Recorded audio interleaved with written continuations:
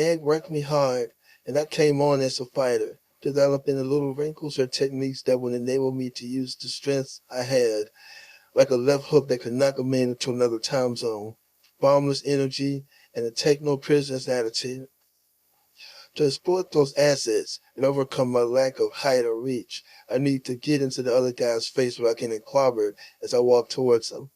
It meant I had to learn to slip that man's punches, moving my head and shoulders sideways to avoid that punch as I moved forward.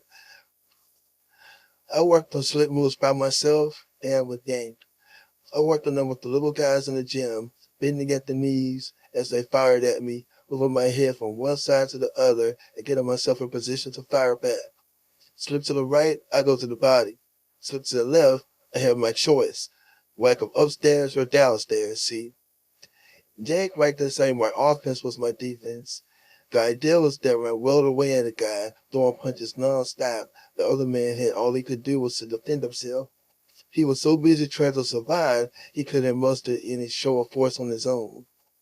It was an approach that fighters like Rocky Marciano and Henry Armstrong had used for great success before me. Armstrong was known to have thrown 200 punches in a round.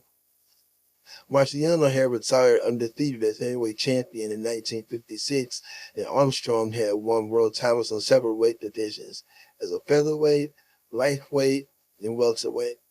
Both of them were ultra-aggressive fighters who wore an opponent down with the volume of punches they put in his face. Jake got a hold of their fights for me to watch. The idea, I guess, being to reinforce my approach of rapid-fire destruction. I admired both of those guys, Armstrong and Marciano, but in the years that followed, it was to Marciano I would most often be compared. There were certain similarities. Both of us were unrelenting, undersized aggressors, convinced that we were the stronger, tougher man, and while on the surface we appeared to share the same style, there were differences. Rocky stalked a man from a low, awkward crouch, where I would about to weave my way past his reach. Marciano demolished foes with a sledgehammer right hand usually, while my haymaker was the left hand. So when Yank had the medicine ball, I threw that left hook again and again, and various combinations off the jab or following a right hand or in succession was called doubling up the hook. Opponents were aware that if they were going to get hammered by Joe Frazier, the left hook would do the damage. They knew it, but they couldn't do an awful lot about it because I delivered the punch with speed and accuracy and kept it coming. I wore son of a bitch out with that hook. That was the way I was, see? Straight ahead, all cylinders turning. There was no way in hell I'd let you off the hook once I hurt you.